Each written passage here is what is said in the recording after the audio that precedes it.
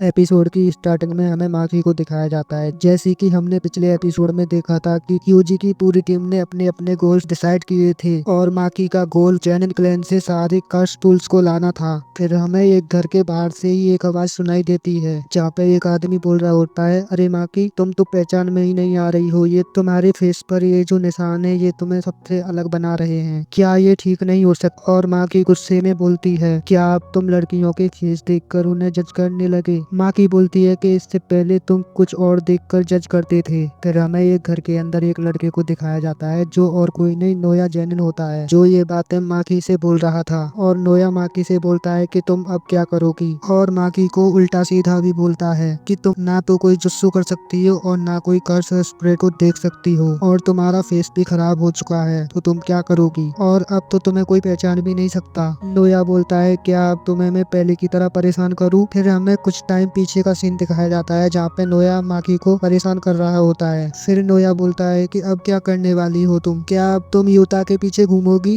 या मेगुमी के पीछे घूमोगी उनकी पूछ बनकर? और नोया की ऐसी बातें सुनकर माकी वहाँ से चली जाती है। माकी मेजरमेट्री की तरफ जा रही होती है, तभी माकी को कोई रोक लेता है और बोलता है यहाँ पे कोई और अलाउ नहीं है। माकी बोलती है कि क्लैन के हेड ने उसे जाने को बोला है, जो कि मेगुमी होता है। मेगुमी ने माकी को पहली चाबियां दे दी होती हैं। फिर हमें एक पास्ट का सीन दिखाया जाता है जिसमें माकी और मेगुमी एक हॉस्पिटल में बैठे होते हैं और माकी मेगुमी को नोबिता के बिल के बारे में बताती है। और मेगुमी पहले तो मना कर देता है, लेकिन माकी उसे ये करने के लिए बोलती है। और माकी आगे बोलती है कि नोबरू ने उसके लिए पैसा और कासूल्स छोड़ रखे हैं। और माकी मेगुमी को बोलती है कि अगर तुम हेड बन जाते हो तो हम लोग जो भी डिग्री के इंटेल है ना, वो चीज भी निकाल सकते हैं, जो कि हमें आगे चल के बहुत ज्यादा फायदा देगी। लेकिन मेगुमी इसमें बिल्कुल भी इंटरेस्टेड नहीं होता है और बोलता है कि माकी तुम ही कर लेना, जो भी करना है मैं सब तुम्हें दे देता हूँ। और मेगुमी ये भी बोलता है कि माकी तुम ही हेड बन जाओ, लेकिन माकी बोलती है कि अभी मुझे कोई भी एक्सेप्ट नहीं करेगा। और मेगुमी क्लैन की टेक्निक को इनहेरिट करता है और मेगुमी डोमिनो में भी मास्टर होता है और मेगुमी ये सब काम आराम से कर सकता है। माकी ये सोचती है, लेकिन मेगुमी को यहाँ पे कोई भी फर्क नहीं पड़ रहा होता है। और माकी यहाँ पर बोलती है कि मैं भी अभी ज्यादा स्टेबल नहीं हुई हूँ कि कुछ कर सकूं, और माही के लिए कोई जगह भी नहीं ढूंढ पाई हूँ जहाँ पर वो रुक सके। फिर हम प्रेजेंट में आते हैं और माकी को देखते हैं। माकी आगे बढ़ रही होती है आर्मरी की तरफ, तभी एक लेडी उसे उल्टा सीधा बोलती है कि तुम ऐसा क्यों करती हो, तुम हमेशा से ऐसी क्यों हो? फिर हमें पता चलता है कि वो लेडी माकी की माँ होती है। वो बोलती है कि कोई तो ऐसा काम कर दो कि तुमको जन्म देने के लिए मैं खुद पर गर्व कर सकूं। और माकी आर्मरी के पास पहुंचती है और आर्मरी खोल देती है और उसके अंदर चली जाती है। फिर हमें जेनिन क्लैन के सारे लोगों को बात करते हुए दिखाया जाता है। वो बोल रहे होते हैं कि मेगुमी थोड़ा सा तो अच्छा है नोया जेनिन से, लेकिन सारे जेनिन ये भी मानने को तैयार नहीं होते हैं कि जेनिन क्लैन के सारे टूल्स को मेगुमी को दे दिया जाए। फिर सब जेनिन मेगुमी, माकी और माही को मारने का प्लान बना रहे होते हैं और बोलते हैं कि इन सबको मारने के लिए ये सही टाइम है,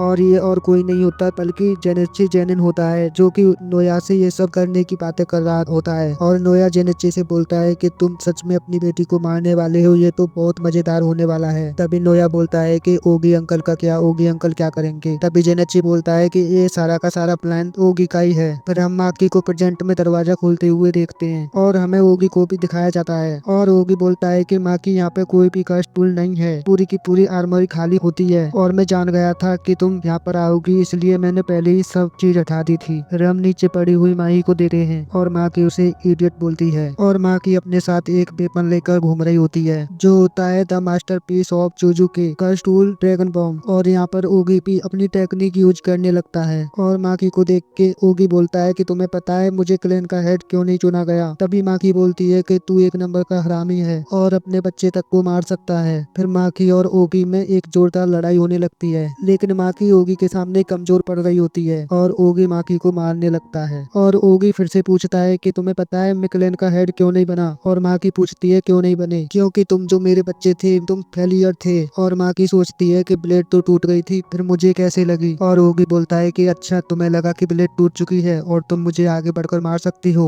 मैं कोई स्वॉर्डमैन नहीं हूँ, मैं एक सॉर्सरर हूँ। और ओगी अपनी दोनों ही बहनों को घसीट कर लेकर जा रहा होता है और बोलता है कि मुझे तुम दोनों की वजह से क्लैन का हेड नहीं चुना गया। और ओगी बोलता है कि मैं अपने भाई से बहुत ज्यादा पीछे नहीं था, लेकिन उसके बच्चे जो थे बहुत अच्छे थे। और माकी बोलती है कि आजकल अपने बच्चों की पीठ में खंजर भोंकना ये तो एक आम बात है। और ओगी जेनिन अपनी दोनों बहनों को नीचे फेंक देता है और फिर उन दोनों को उस जगह लाकर पटक देता है जिस जगह वो ट्रेनिंग लिया करती थी। और ओगी बोलता है कि मैंने यहाँ पर एक स्पिरिट को रखा है जो कि मुझसे डरते हैं, लेकिन जैसे ही मैं यहाँ से जाऊंगा वो लोग बाहर निकलेंगे और तुम दोनों को खा जाएंगे। और ओगी माकी से बोलता है कि तुम्हारी जैसी इंटेलिजेंसी यहाँ पर हर किसी के पास है और अब मैं चलता हूँ, वैसे भी तुम लोग मेरी जिंदगी पर थपबाई थे। फिर हम माही को देखते हैं। माही धीरे धीरे माकी के पास आती है और माकी को चेक करने लगती है, लेकिन माकी जिंदा होती है। और माही बोलती है कि मुझे पता था ऐसा कभी ना कभी तो होगा। और माही बोलती है लेकिन ये उससे बेकार था। तभी हमें माकी और माही दोनों को एक समुद्र के किनारे दिखाया जाता है और माही माकी से बोलती है कि तुम्हें पता है कि मेरी टेक्निक कैसे काम करती है। मैं ज्यादा बड़ी चीज तो नहीं बना सकती और उस आदमी ने मुझे चोट भी दे रखी है और मैं ऐसी कोई चीज बनाऊंगी तो मैं मारी जाऊंगी, ऐसा माही बोलती है। तभी माही समुद्र के किनारे बढ़ने लग जाती है और माकी उसे रोकने लगती है, लेकिन माही बोलती है कि जब तक मैं रहूंगी तब तक तुम अधूरी रहोगी माकी। और माकी बोलती है कि मैं समझ गई, तुम वापस आ जाओ। और माही बोलती है कि मैं तुम्हारे लिए एक चीज छोड़ के जा रही हूँ, तुम्हारी जो कर्स एनर्जी है वो मैं ले रही हूँ। फिर हमें दोनों बहनों का एक छोटा वर्जन भी दिखाया जाता है। माकी पड़ी होती है और माही रो रही होती है और तभी माकी के आसपास बहुत सारे कर्स स्प्रेड आ जाते हैं और माकी एक तलवार उठा लेती है और उधर ओगी महसूस करने लगता है कि ये कैसा डर है, कुछ तो हुआ है। फिर ओगी एक कर्स टेक्निक यूज करने लगता है और ओगी एक अटैक से एक बिल्डिंग को काट देता है और उसी टाइम हमें ओगी का सर कटते हुए दिखाया जाता है। तभी माकी अपने हाथ में तलवार लेकर आगे बढ़ रही होती है और माही से बोलती है माही चलो शुरू करते हैं, लेकिन माही तो पहले ही खत्म हो चुकी है। फिर हम जैन क्लैन के अंदर घंटी बजते हुए देखते हैं, लोग इधर उधर भाग रहे होते हैं और तभी उनमें से एक लड़का बोलता है कि माकी ने ओगी जैन को मार दिया है। फिर हमें एक बंदे को दिखाया जाता है जो अपनी टीम से बोलता है पहले जाकर माकी को पकड़ लो वरना कैप्टन गुस्सा हो जाएंगे और उसे मारना मत, उसे मैं ही मारूंगा। ये एक मार्शल आर्ट ऑर्गेनाइजेशन होते हैं। जुजुत्सु आई जाने से पहले माकी भी इसी यूनिट में रहती थी। फिर हमें माकी को दो वेपन के साथ दिखाया जाता है और माकी अपनी बहन को याद कर रही होती है। माकी यहाँ पर बहुत इमोशनल हो जाती है। तभी यहाँ पर यूनिट के लोग आकर माकी को पकड़ लेते हैं और माकी माही के प्रोमिसेस को याद करती है और उससे माफी मांगती है और तभी पूरा का पूरा यूनिट माकी पर अटैक कर देता है, लेकिन माकी रुकती नहीं। माकी एक एक स्लैश में काफी लोगों को मार गिराती है। माकी यहाँ पर अपना परफॉर्मेंस जबरदस्त दिखाती है और सब बंदों को मार गिराती है। माही तो तलवार से लड़ रही होती है। तभी उसी यूनिट का कैप्टन आ जाता है और बोलता है यहाँ पर हो क्या रहा है। तभी वो देखता है कि सारे के सारे लोग ढेर पड़े हुए हैं और फ्लोर की सारी दीवारें और छत खून से लाल हो गई होती है। फिर हम एक लड़के को देखते हैं, वो अपनी कोई कर्स एनर्जी यूज करता है। तभी हम देखते हैं कि एक हाथ जमीन से निकलकर ऊपर आ जाता है और वो पूरा खून से सना हुआ होता है और माकी को इस हाथ के अंदर मसलने की कोशिश करता है और तभी हमें पता चलता है कि ये बंदा चोरो जूरो है। फिर हमें हे ग्रुप नाम के कुछ बंदों को दिखाया जाता है और यहाँ पर हमें 3 बंदे दिखाए जाते हैं। तभी उनमें से एक बंदे पर माकी आकर हमला कर देती है। माकी उस बंदे से बहुत ताकतवर साबित होने लगती है और माकी ने और यहाँ पर माकी कर्स एनर्जी गार्ड को भी तोड़ देती है और उस बंदे के गले को ही चीर देती है। फिर हमें एक दूसरा सॉर्सरर दिखाया जाता है, उसे यकीन नहीं होता है, वो बोलता है कि ये माकी है और हमें फिर एक बच्चे को दिखाया जाता है जिसका नाम रेंटा होता है और रेंटा कर्स एनर्जी यूज करने लग जाता है माकी पर अटैक करने के लिए, लेकिन माकी उस अटैक से भी बच जाती है। फिर हमें जेनेच्ची को दिखाया जाता है। यहाँ पर सेंटा माकी को संभाल नहीं पा रहा होता है और वो जेनेच्ची को बोलता है कि अब माकी भी धोबी की तरह बन चुकी है